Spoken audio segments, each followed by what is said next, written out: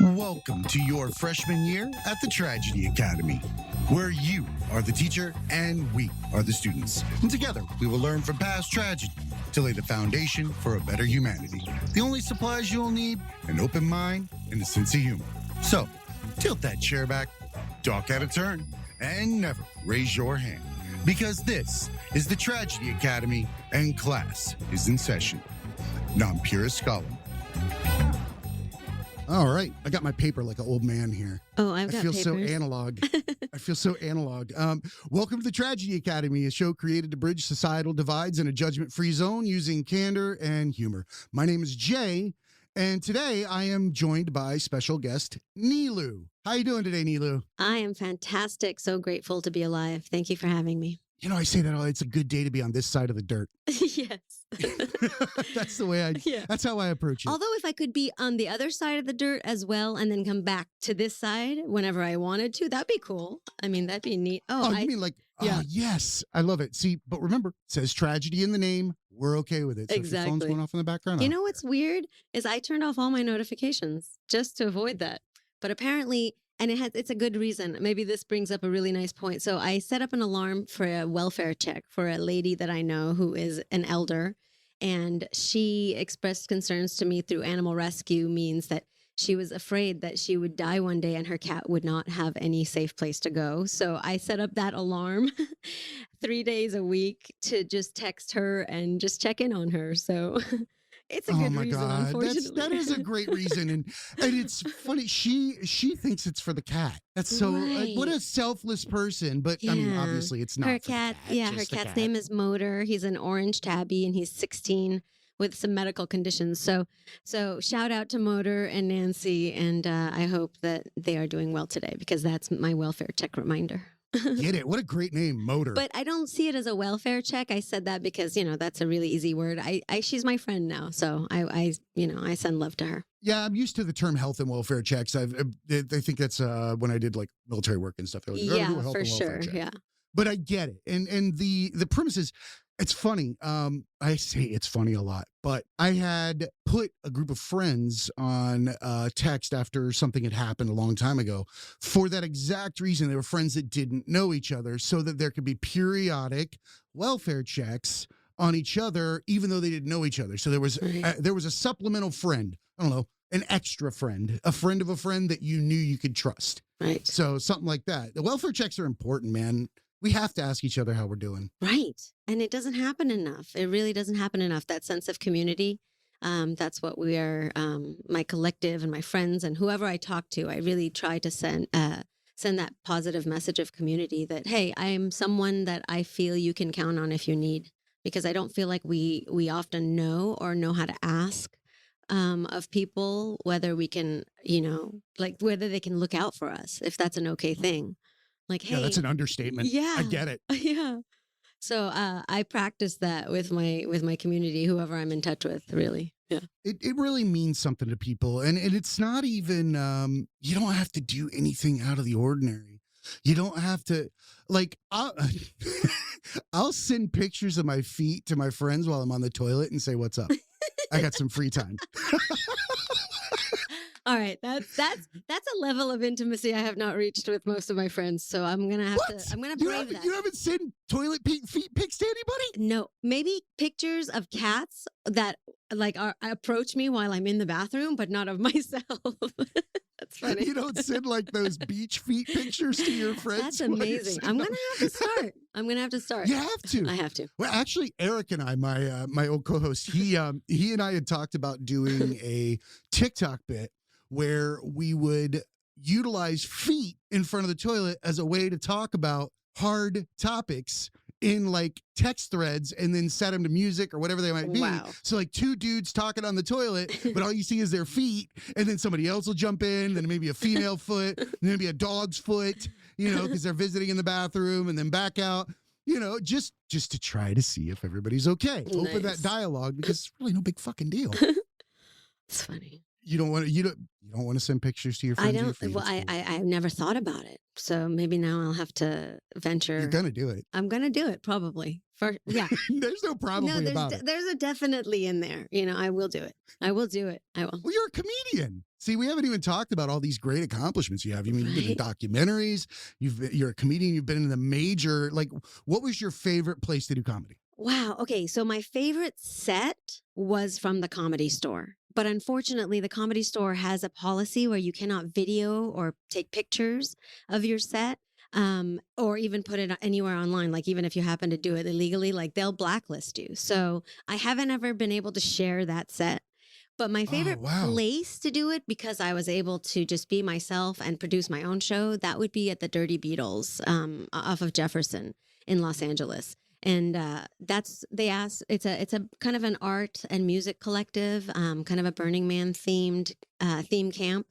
And they are fantastic. So they, just through all the late night raves that I was going to for a while and the underground parties, which we can get to, we met. It's a core group of people that runs that collective, and the Dirty Beatles, and they asked me to produce my own monthly comedy show there once they saw a couple shows. I make Wednesdays. See I keep getting hung up when you say Dirty Beatles over and over again. Like the Dirty Beatles, the Dirty Beatles, and I'm like, man, all the mental pictures of the Beatles doing just disgusting or stupid things just started running through my head. That's a fabulous name. Okay, you want to see where perceptions vary? I did not all of these years think about the actual Beatles, the musical group, when thinking about this Burning Man theme camp. That's hilarious.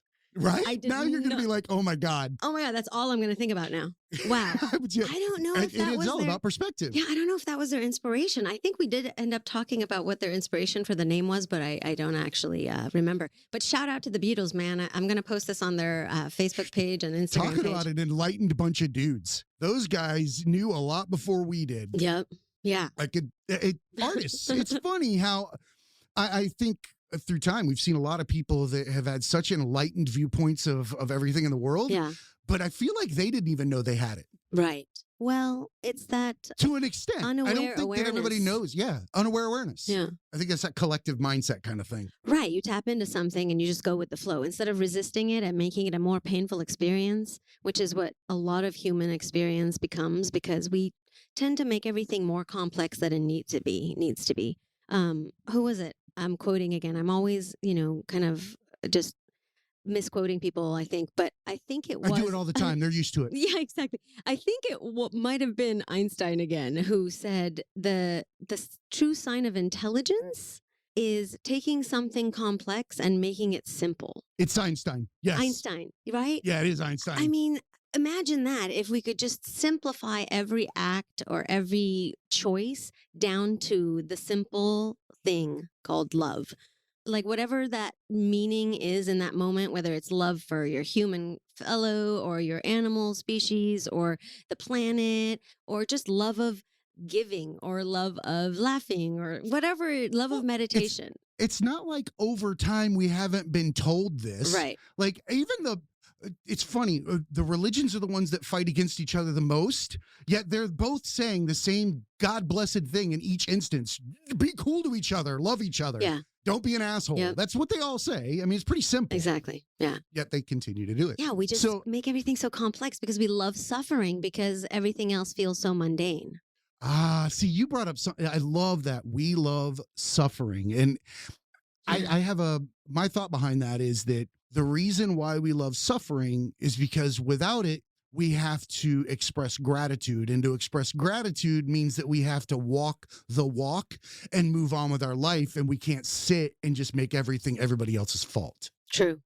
It's the gateway to gratitude. Yeah. Once you're grateful, you have no choice but to keep moving the other direction. Right. It just makes life easier. Right, exactly. I don't know how else to describe that. Yeah, and I was just doing a little deep thinking before we started this amazing podcast, and I was thinking, wow, it really is time that gifts you this wisdom. There's no way around it. In my 20s, I had, a sister who's older, and her friends who were older than her even would always tell me, oh, you don't understand. You're so young. Like they were in the 30s and 40s. And they'd be like, you don't understand. You'll understand when you're older. And I would resent that so much. I was like, why are these people such snobs? Age means nothing.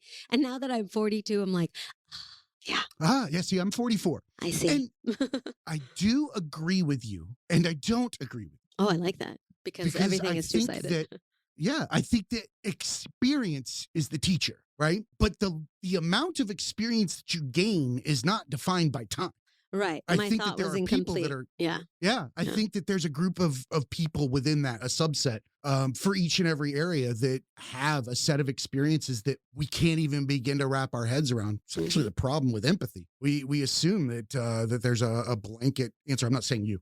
Right. No, I get it. But it's everybody. I say it all the time. Everybody's the sum of their own experiences at any given time. That's it. Yep. Nothing more, nothing less. Yep. You can be racist one day and not the next. If you figured out that racism was bad on Wednesday, Thursday, you could not be racist. Yes. It's seriously true. Right. Like, people don't understand that. I mean, that's a really, really far stretch. But if you look at the mental inputs that we get from society and culture and, that hereditary and genetic insanity that's plugged into our brains over time. Right. If you live in one spot around nothing but these types of people, how the hell else do you come out any other way? Yeah, you really have very little choice. No, you don't. Absolutely don't. So I have a question. I peeked at some of your sets. Oh, nice.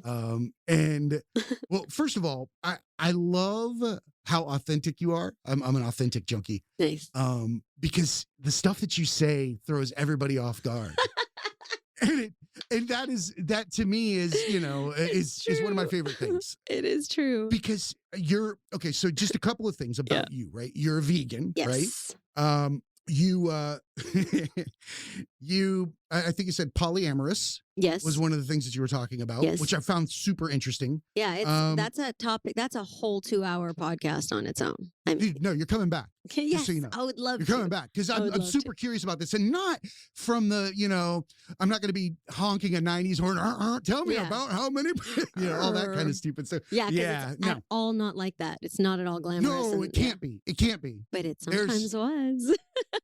Of course it could, because you have minds involved in those things. Yes. It's all about motives. But in this set, you had said, because you seem to be a very natural person, right? Mm-hmm. And one of the things I saw was that you have armpit hair. Mm-hmm. But you also told a joke about not shaving downstairs and there being a beard and bush.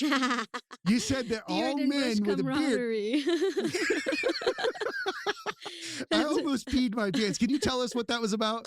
What is this theory behind this? Because I have a beard, and I was sitting there with my wife when we were watching the set, and I looked over at her when you said it, and I just.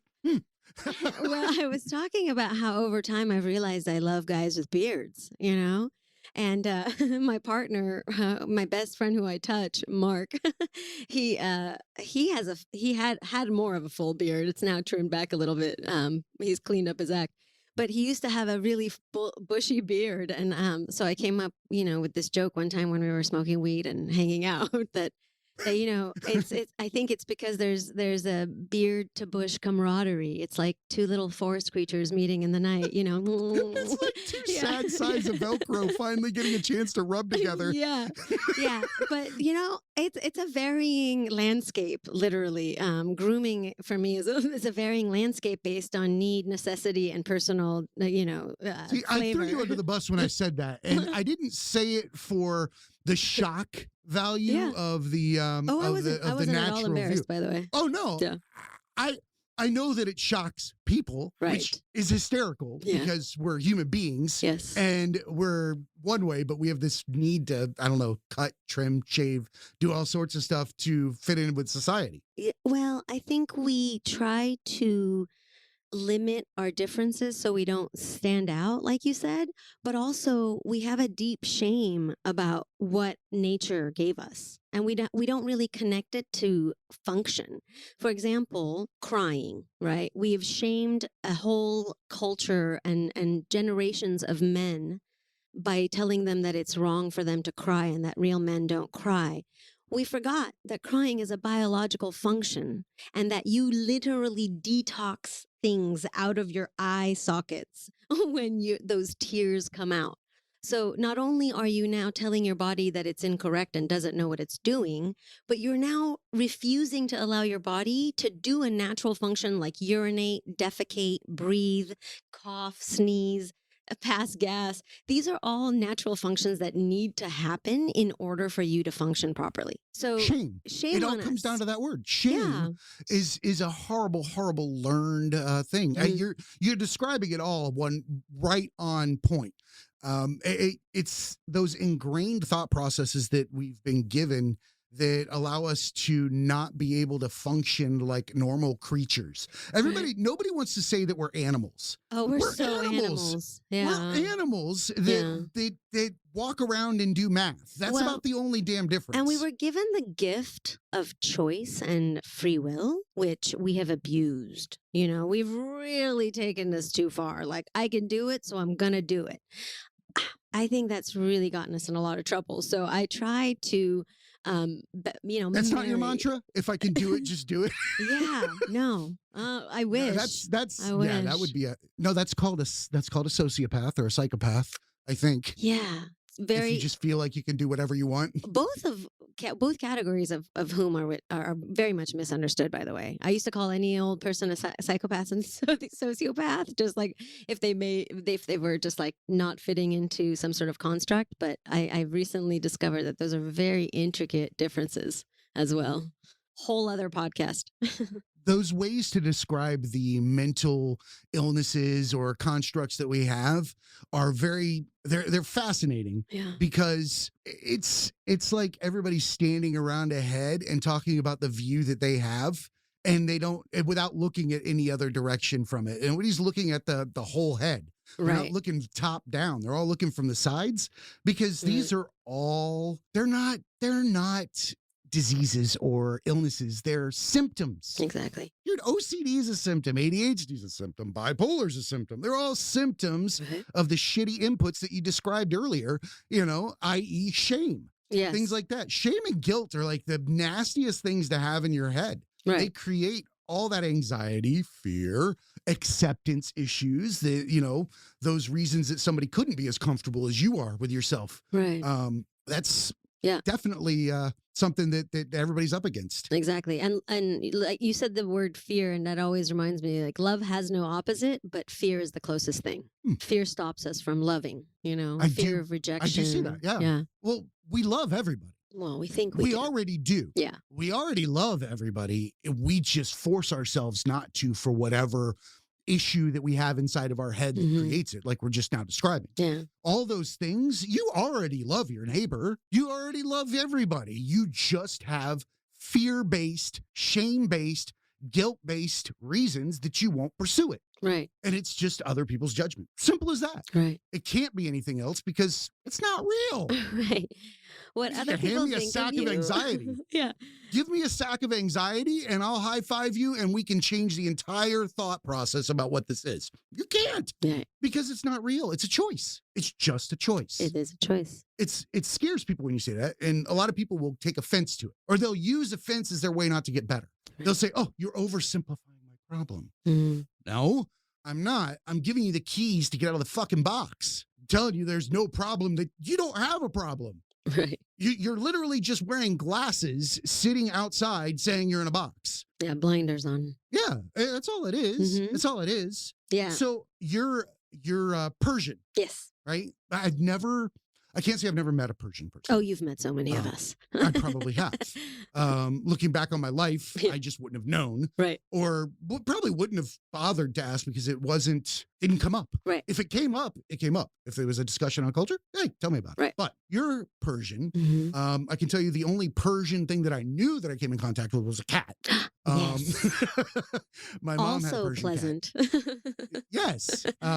So being from Persia, you're here in the U.S. How was that coming here? What brought you to the U.S.? Well, so I want to also mention that Persian is also referred to as Iranian because the country Mhm. now is Iran, but Persians, a lot of us prefer Persian because we are referring to the deep, rich history of what used to be the Persian Empire before it was invaded and all that went to ruin, but it also, grew in different ways. So yeah, I'm from Iran. I was born there, and it was quite a fantastic place. The culture is warm, very similar to the Latin cultures, very family oriented and a lot of celebration. For the most part, I was blessed to be part of a upper middle class upbringing. My dad was an architect. My mom had a double master's, and both educated and a little strict, but not on the crazy strict scale that sometimes we see the stereotype of Middle Eastern parents. Considering your line of work, I think you probably have like the chillest Persian parents on the earth, right? Dude, shout out to my parents. So they were both very musical, which I mean, there's tape. That's a gateway. Yeah, there's tape of me. We now converted to digital, but there's tape of me at 1.5-year-old, Niloo singing and dancing, and my dad was always chasing after me with a microphone and a little tape recorder, and Niloo sing, and my sister would demand that I sing on cue. So I mean, I really couldn't help myself. I'm a product. Well, why wouldn't you though? Because that's creative expression. That's about as natural as it gets. Right. I love music. Music is huge, a huge part of all of the growth, that I try to give myself. Music has been very intricate to that. It's medicine. Yeah. It really is. Mm-hmm. I didn't grow up having access to, this is going to sound super backwoods, but when you don't have money in your backwoods, you don't get lyrics. Mm-hmm. You grow up on the 1 or 2 FM stations that play, and you form bonds with music in a different way, because I don't give who you are. You cannot understand the words to songs until you read them. 99% of them. It's fucking hard, unless it's like some kind of hype song. Unless it's a pop song, because pop tends to pronounce the lyrics a lot more clearly. Yeah, but otherwise it's art, and I made most of my bonds with music as a child through the actual music. Melody. Right. And it's allowed me to, like, when I listen to like music from around the world, I like to plug into global viral lists and stuff like that all the time, because I don't need to understand what you're saying. I really don't. Mm-hmm. I haven't in a long time. Like there are songs that I love and artists that I love, for what they write. But most of the time I just know I like it. I like it. I'll find out after the fact that it was actually some kind of poignant statement. Otherwise, it's just a cool sound. Yeah. As a lyric writer, it's hard to hear that, but I totally get it, because there's been songs that I've enjoyed without knowing what they said for decades. But here's the difference. Now, at my age now, I am reading the lyrics.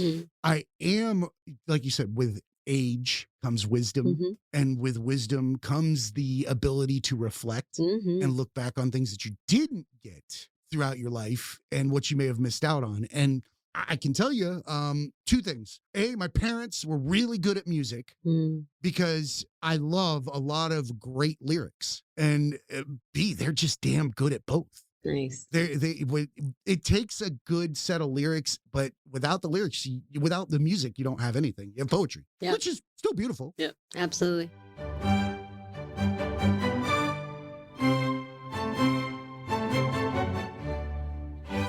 Welcome, academics, to the study hall. My name is Carl. I'm your study hall monitor, and I just sit right here. Hey, okay, which one of you took my chair? That's not funny. I don't like that. Niloo is a full-time actor, vocalist, and stand-up comic in Los Angeles. Her Persian roots have made her a valuable vocalist in her musical projects, including the international party band 26 Orchestra, as well as her music comedy collective called A Tribe Called Love. Niloo produces a monthly underground comedy show called That's Funny, Niloo, and has been lucky enough to perform at famed comedy stages such as the world-famous Comedy Club in Hollywood and Flappers in Burbank. She's also a vegan, animal rights activist, and rescuer, and has worked as an inspirational speaker and motivator. To follow Niloo on Instagram and Facebook at that's_funny_Niloo, NILOO, and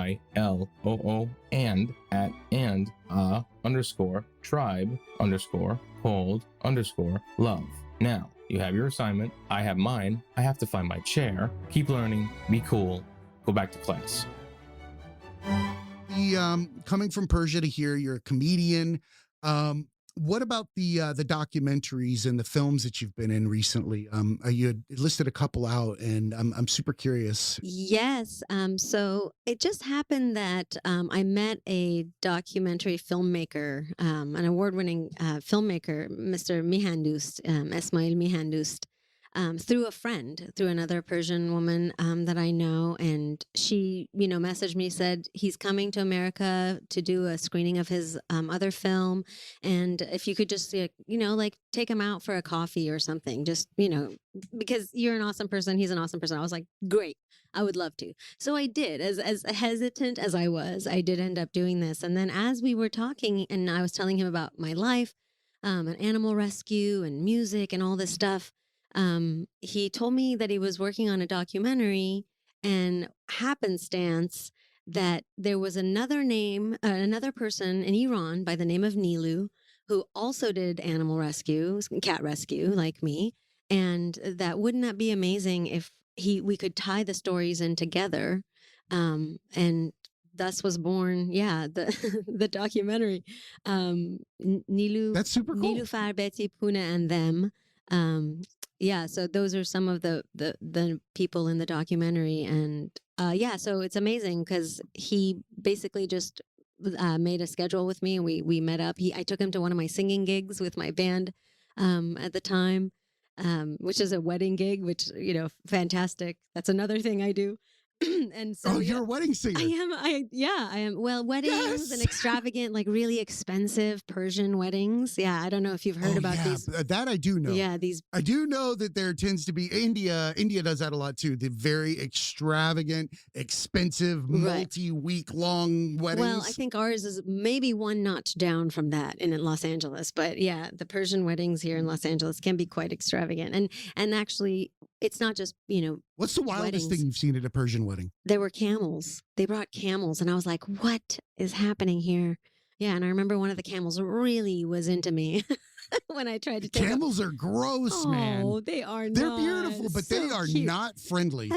First of all, these camels were lovely. I'm sure they were beaten into submission, but of course. With their their horseshoes on and the spikes into their feet they have the most and the reins beautiful and everything eyelashes. else. You really should check out a camel's eyelashes next time. Something tells me if I get close enough to check out the camel's eyelashes, that sounds like a sex euphemism. Whoa! Check it out. Look at the camel's eyelashes. Yeah. Do the camel's eyelashes match the curtains?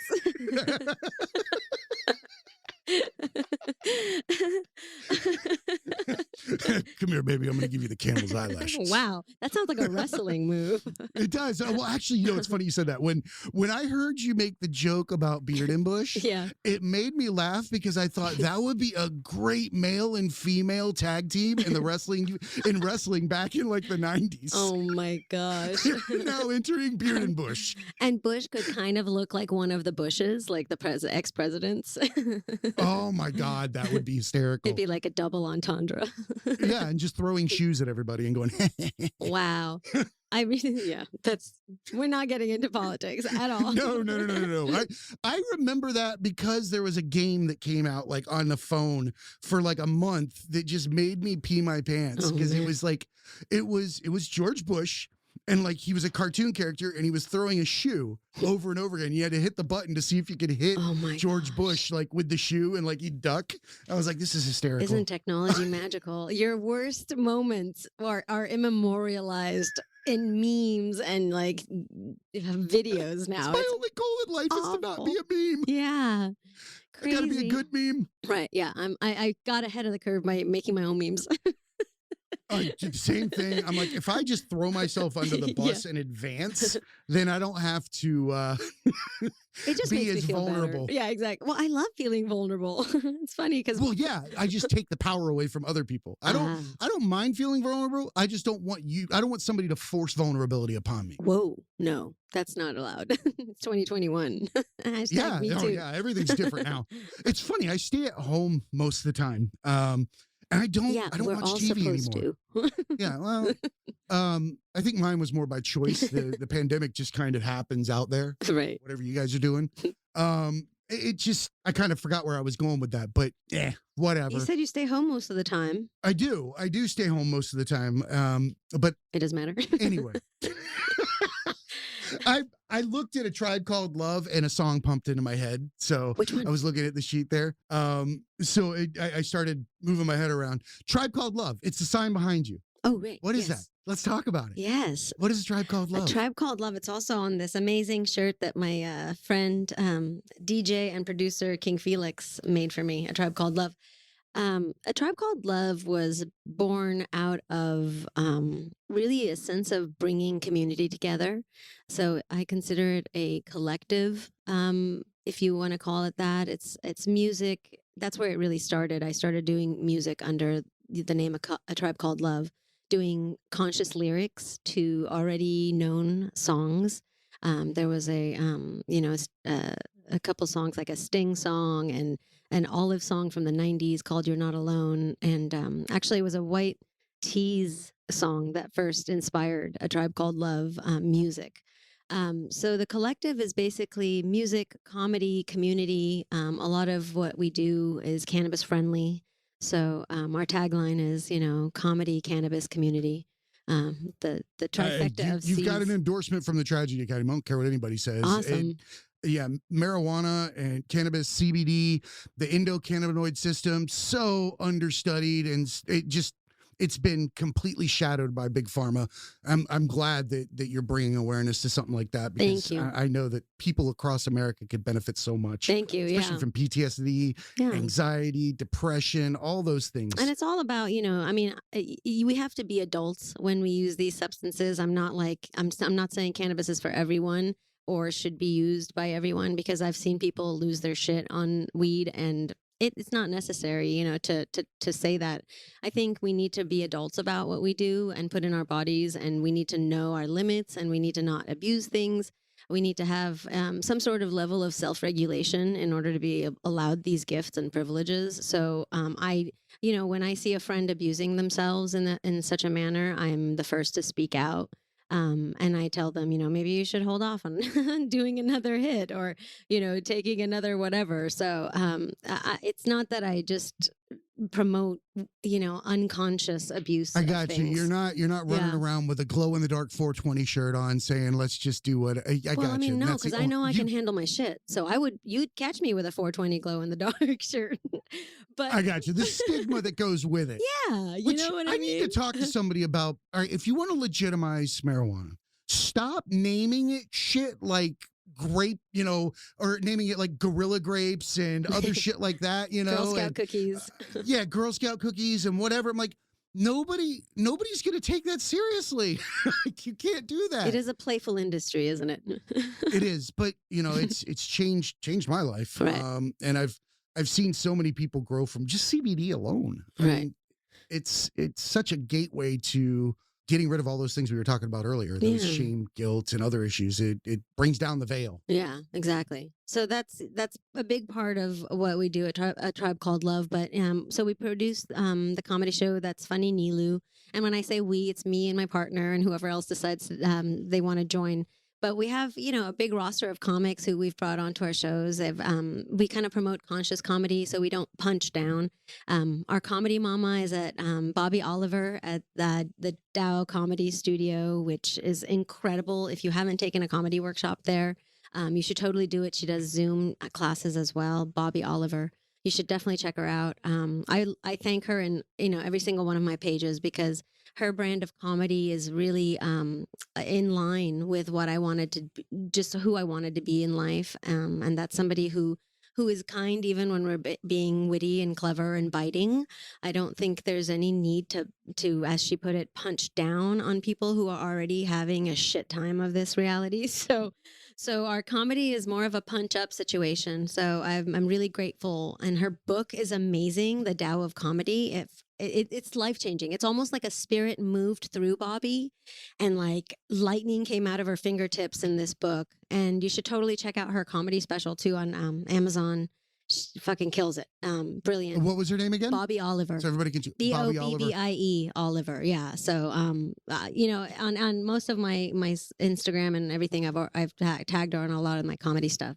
And another amazing comic is Sally Mullins. You guys should check her out too. She's phenomenal. These two badass women have really set a beautiful scene for female comics in Los Angeles. They are much. We're gonna have a female comedy podcast. We'll have to have all you in one day and just do like a group podcast. Oh, and fantastic! And cut it up. I think it'd be a blast. I think so too. I would be more than happy to put you guys in touch because these women are, just some of the most woke conversations I've ever had in my life are comedians or people that have that. I think in order to be a comedian, you have to have a certain amount of strife anyway, because it comes from suffering. I also think I like that you said punch up. What I think about comedy is that it is one of the best ways to bridge divides because it doesn't call anybody out individually when you're giving a group of people an overarching theme to what you're comedically approaching. You can call people out without individually calling them out. They can laugh with everybody and then walk away the next day and be like, shit, maybe I shouldn't be doing that. And then they open the door. Nobody ever told them they were an asshole to their face. They just said, hey, group of people over there, one or two of you is an asshole. Right. We're not going to tell you who, but everybody's laughing. And if you're not, might be you. Right. But it gives them a chance to correct themselves. For sure. Self-correction, is a wonderful opportunity. There are sometimes, that there's value indirectly, not in a shaming way, but just directly pointing out someone's behavior in an attempt to just like wake them, like shake them awake. Because a lot of times we're doing these bad behaviors unconsciously and we're not even aware. And sometimes that immediate like, whoa, okay, yeah, my bad. Like I've had really good responses from people, I'm not always the best communicator. That takes a very aware person because, to take that step, there's not many people that can do that. When you approach somebody's unknowns they're unaware of, I think it's called Johari's window or something like that, where it describes like a couple of different areas within the mind, and it's like what people know about you and what you know about yourself, and then what other people know about you that you don't know about yourself. It's like a little Venn diagram. Like that. Yep. Yeah. It's it looks like a window. Yep. But it explains that there are a set of things that other people know about you that you do not know.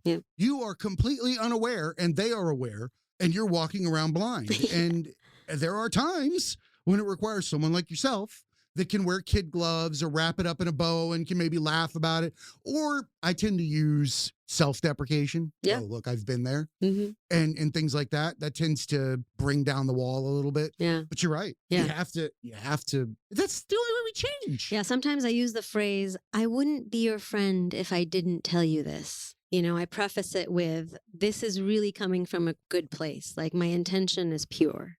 Because that tends to soften the blow sometimes. I'm trying to be your friend right now by telling you this, but this is coming off in such and such way, That's a great way to approach it. We do find, I've found, have you found that sometimes that people are not ready to hear it yet? Yep. I've had those interactions and I try to walk away gracefully, but sometimes it gets pretty heated, less and less so the older I get. In my 20s, those confrontations were a little bit more heated, but as I've grown. Because the stakes were higher. You had pride then. Oh, absolutely. Yeah. The ego died a while ago. Yeah, exactly. Once the ego's out of play, then you can kind of just ignore things. Yeah. You can pay it attention and mind when it's in the moment, and you don't pay attention to it afterwards. It's just pointless. We're the only creature running around here worrying and being depressed, about tomorrow and yesterday, tomorrow, yesterday. Yeah. Nobody cares about right now. Oh, I love right now. Right now I didn't know what was going on. I didn't know what was going on. Right now is my favorite moment. Oh, thank you. I'll take that personally. You should totally resemble that remark. I do. You know what? I want to have you back in. I think that we've had a great conversation. You've done tons of cool things. You have so many different backgrounds. I mean, acting and singing, and the comedy is amazing. But one of the things that I want to point out is that I think that you are a good example of how to live your life, how to live it to the fullest. And when I say live, I don't mean like walking in someone's shoes and following that career or something like that. but I mean to actually not take for granted what we've been given. And that to me is something that I recognize. And I want to thank you personally for coming on here. I know we bullshit around and we laugh and all that kind of stuff, but I'm very picky, because I think that when you said that you are the person that tells people, from that position of friendship, well, I think you're telling people through your actions every day. Thank you so much. And I continue doing that. And please come back on the show. I would love to. I'd be super we have excited. so much to talk about for sure. You named like 2-3 hour specials that we have anyway.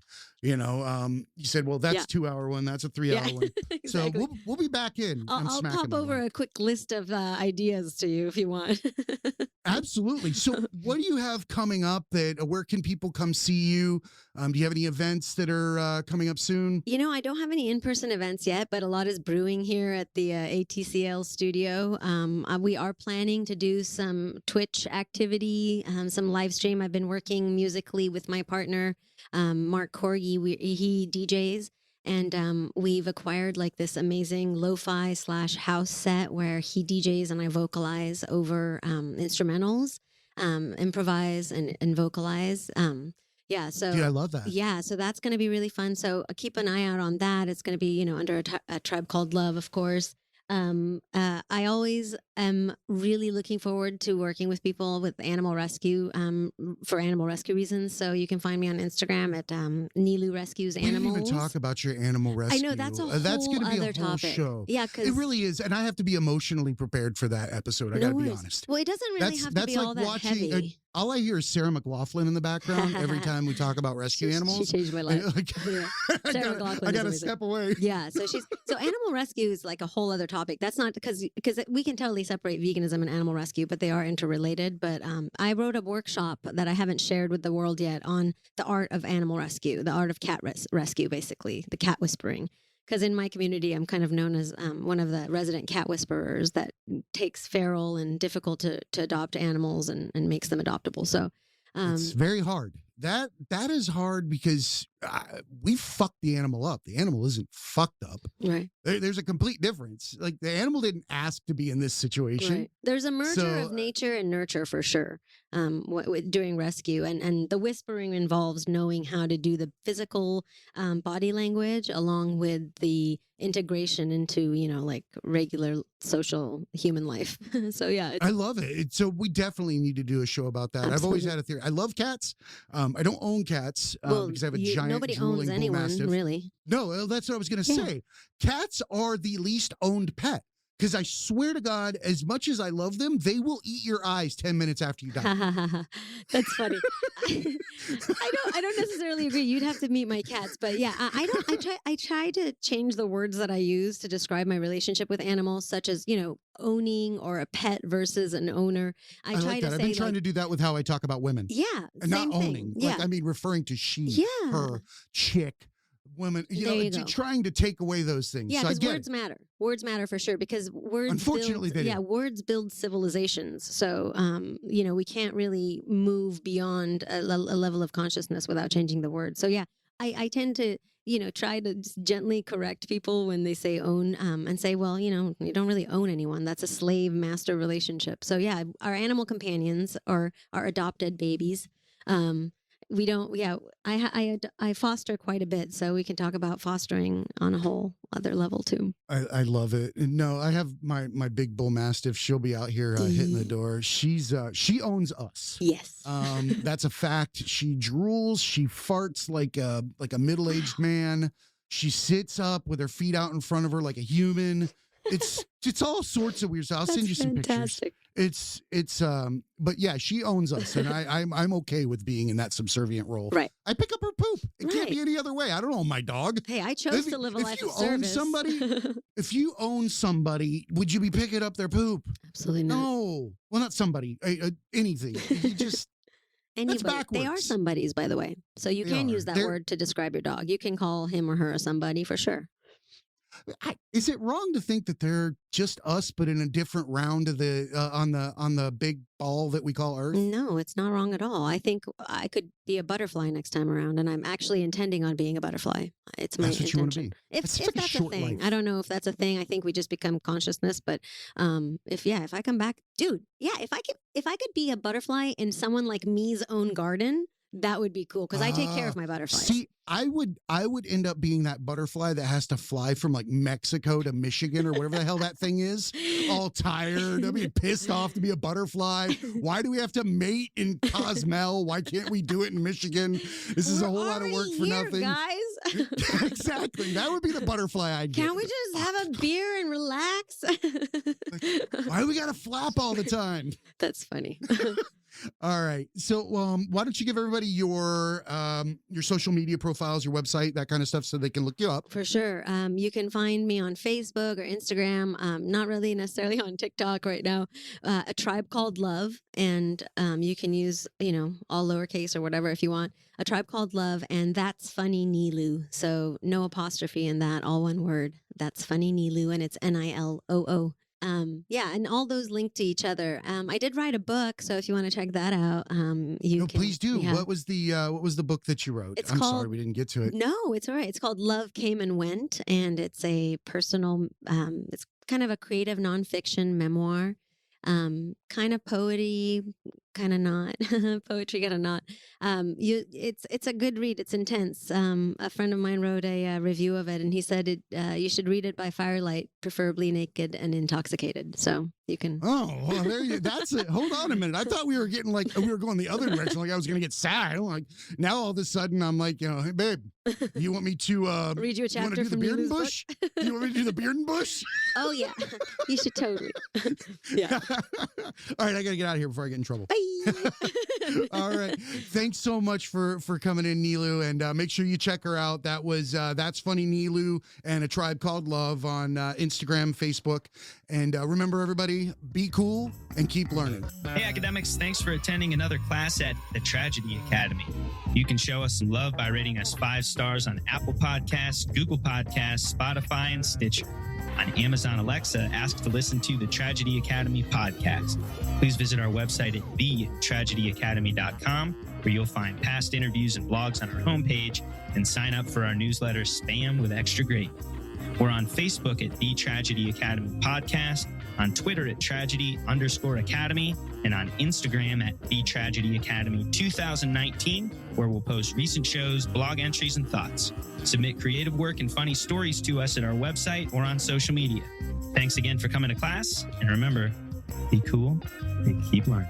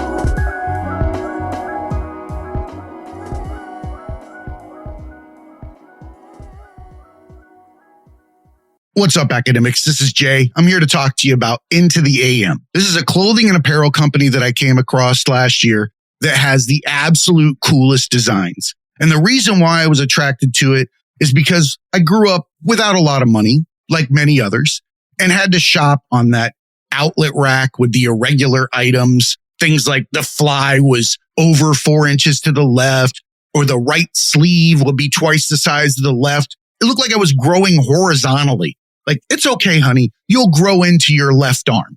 So you really don't get a chance to express yourself the way that you want to. You go into life, you start putting on suits, you start putting on uniforms, and you realize you'd never had a chance to truly express yourself. Enter Into the AM, a team of artists and creators who share a common vision.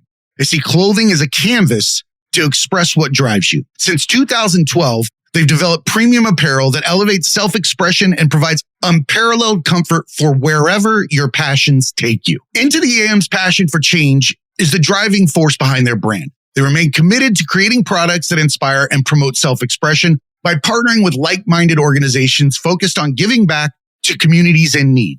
Last year, they donated 1% of all revenue from their graphic tees collection to the Art of Elysium charity. The Art of Elysium is an artist organization built on the idea that through service, art becomes a catalyst for social change.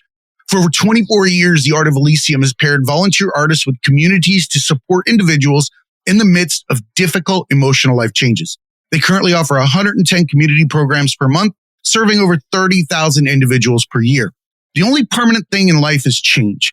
Supporting charities dedicated to helping those going through these changes, trials, and tribulations require a never-ending commitment. The onus is on us as creators to affect change through our true, authentic talents, and Into the AM is the model of how this is done. Their clothes are handcrafted with care.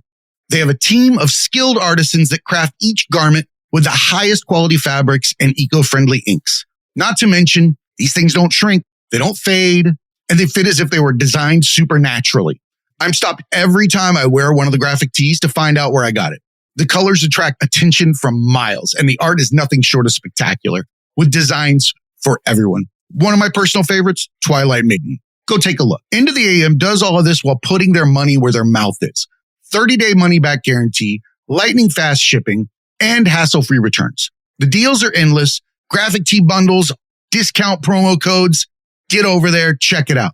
I'm highlighting the tees, but I'd be remiss to not mention that if you want to walk around in the absolute most comfortable shorts, joggers, and basic tees, hit up Into the AM. I even wear the basics to the gym. Head on over to thetragedyacademy.com, go to our sponsors tab, and follow the affiliate link to the Into the AM store.